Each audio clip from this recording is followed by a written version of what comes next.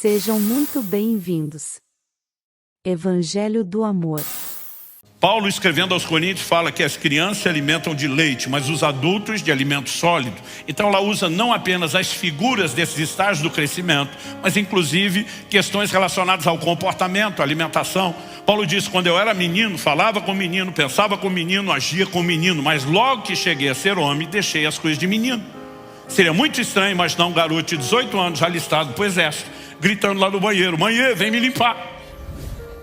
Porque espera-se que, à medida que se cresce e amadurece, que alguns comportamentos sejam deixados. Mas a maturidade, ela é necessária também para que se tenha acesso à herança. E Paulo usa esse elemento. Por quê? Sem maturidade, nós podemos botar tudo a perder.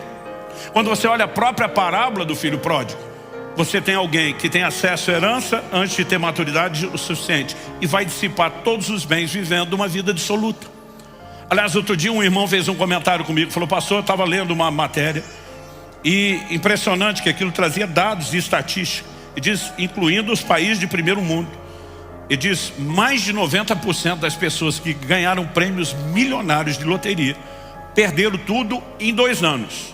E diz, a maioria já no primeiro ano, mas em até 2 anos, 90 e tantos % das pessoas já não tem mais nada.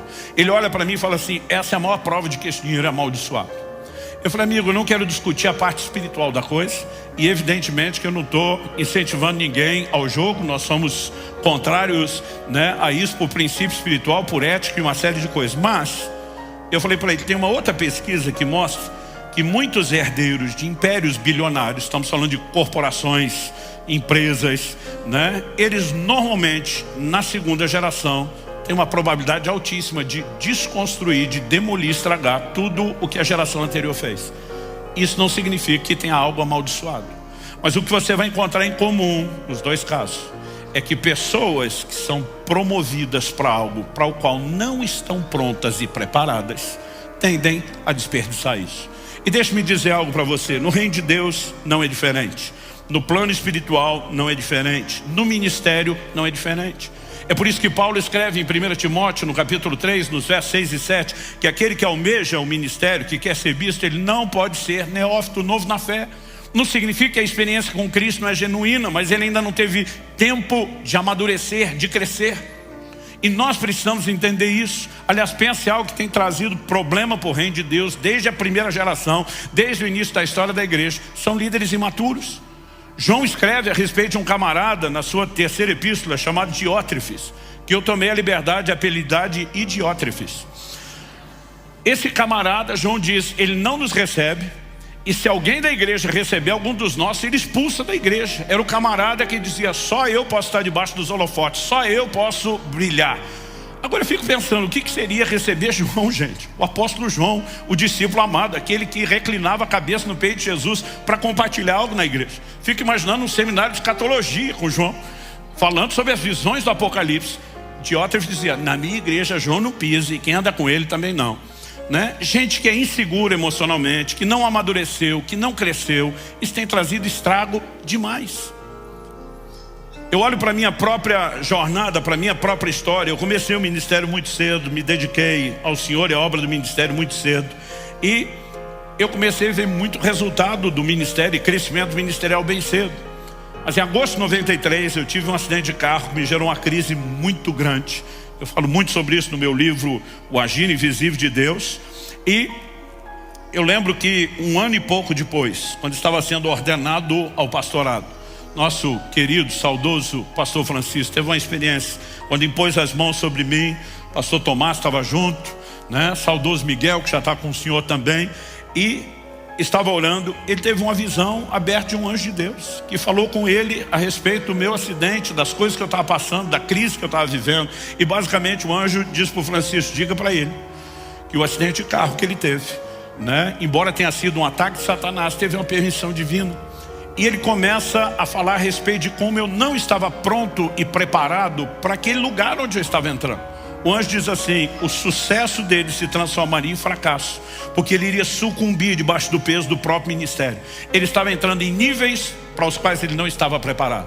E o anjo diz, o diabo queria pará-lo porque eu via como uma ameaça, mas o anjo diz, mas o Senhor precisava pará-lo para não perdê-lo.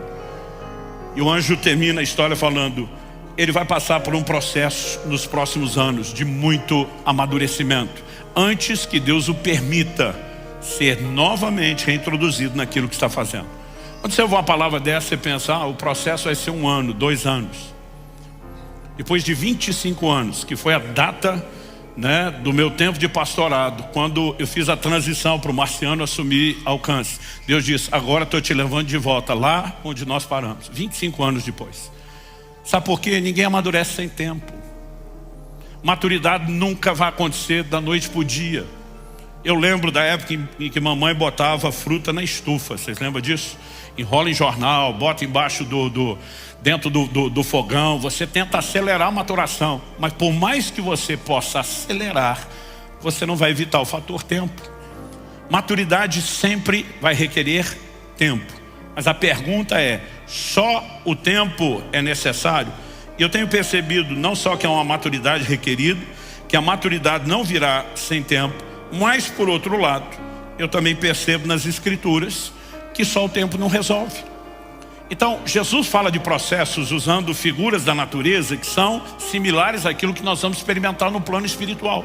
Por exemplo, em Marcos 4, de 26 a 29, ele diz, o reino de Deus é semelhante ao homem que planta a semente. Ela brota sem ele saber como. Aí Jesus diz, primeiro vem a erva, depois a espiga, depois o grão cheio na espiga, mas só vai colher quando estiver maduro. Desde o processo do plantio, germinação, tudo isso, cada etapa envolve tempo.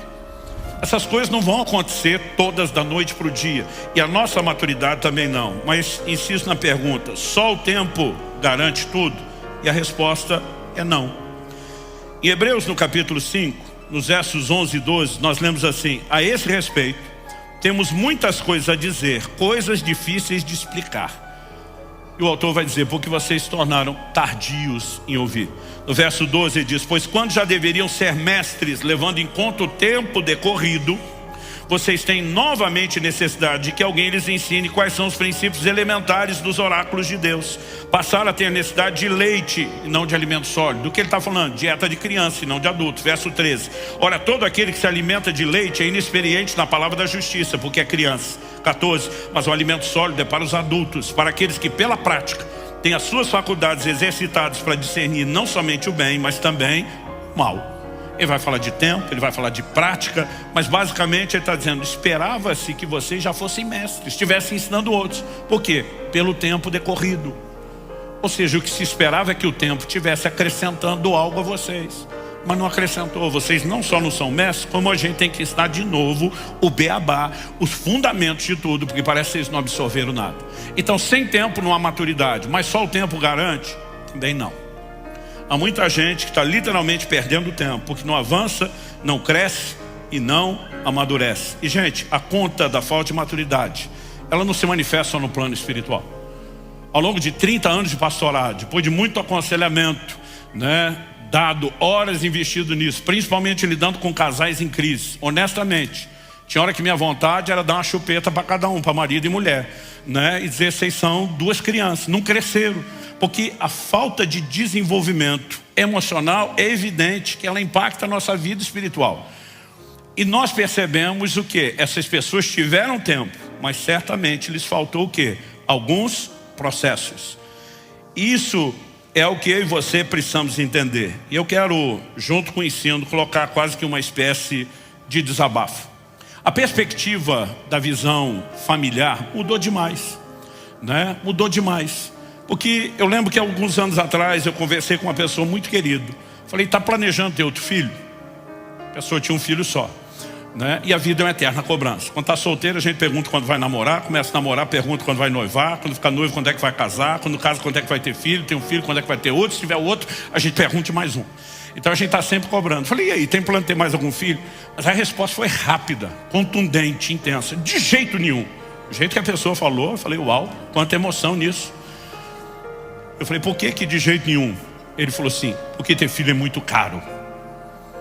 Primeira coisa que alguém poderia pensar é que nós estamos falando de um pai avarento, né? Que simplesmente está pensando só no trabalho que vai dar a ele, mas o ponto não era esse. O que você tem ali, e o que tinha ali, eu posso atestar, conheço a pessoa, era alguém tão disposto a dar o melhor para o filho, que ele falou, para aquilo que eu planejo dar, eu só consigo bancar um, não consigo bancar dois. Não é que ele não achava que valia a pena. Ele simplesmente dizia, eu não consigo manter o padrão daquilo que eu quero oferecer. Mas por mais positivo que soe olhando dessa forma, nós temos uma mudança de pensamento em relação não só aos tempos bíblicos, gente, mas ao que até pouco tempo atrás nos norteava. Ninguém antigamente pensava, não vou ter mais filho porque custa dinheiro. Antigamente o pensamento era o contrário. É só você olhar para a Bíblia. Quando a palavra de Deus diz que os filhos são como flecha e diz, bem-aventurado o homem que enche deles a sua aljava, ou seja, quanto mais filho melhor. Qual é a lógica aplicada pela própria Escritura? Na sequência o versículo diz assim, não será envergonhado quando tratar com seus inimigos à porta. Quanto mais filho, principalmente agora falando dos homens, nesse caso específico, o camarada tivesse, na hora de resolver a treta com qualquer vizinho na porta, com aquele monte de guarda-roupa atrás dele de braço cruzado e cara de bad boy, mais segura a família estava. Os filhos sempre eram vistos como aqueles que iam acrescentar algo à família. Não era só proteção, produtividade, gente. Hoje a gente pensa que um filho a mais para comer custa mais. Antigamente se pensava de forma oposta. É mais mão de obra para trabalhar a terra, para plantar, para colher, para colocar mais comida na mesa. E qual é a grande mudança de antigamente para agora? É que antigamente se pensava na chegada dos filhos como quem vai contribuir para a família. E hoje nós pensamos nos filhos como alguém que a família vive em função deles. E essa inversão está causando a desordem emocional que vai custar mais caro do que a gente já está conseguindo ver ou mensurar até agora. Eu não preciso ir muito tempo atrás, gente. Vou falar da geração dos meus pais. Meus dois irmãos, o mais velho e o mais novo, eu sou do meio de 3, começaram a trabalhar com 12 anos de idade. Ralava o dia inteiro, pacoteiro de supermercado para ganhar meio salário mínimo. Eu achei que era mais esperto que eles. Falei, nasci para ser empresário, para ser patrão, para ter os meus próprios negócios. Eu ganhava mais dinheiro que eles me divertindo. Literalmente. Eu fazia pipa não só para soltar, eu fazia para vender. E aprendi técnicas do comércio desde bem cedo, fidelizar o cliente, por exemplo. Então o camarada comprava a minha pipa e erguia, eu descia com a minha, com o cerol na linha, cortava e aparava, arrumava e vendia de novo para o mesmo cliente, que já estava satisfeito com o produto anterior. Eu fazia dinheiro me divertindo. Eu sou da época anterior a videogame. O pouco que tinha não era para qualquer um, né? Era um gráfico ruim, caríssimo.